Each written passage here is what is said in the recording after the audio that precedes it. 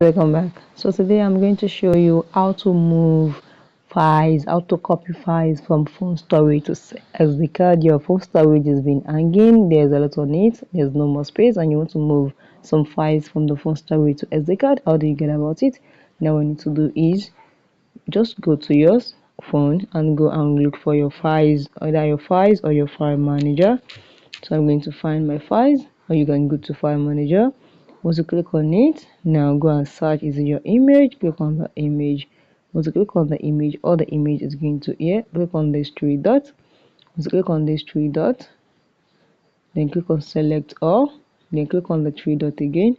Then you're going to see move. Click on move. Either you move or copy. So now you can see you can move from the SD card. You can move to anywhere. If it is SD card, just click on SD card.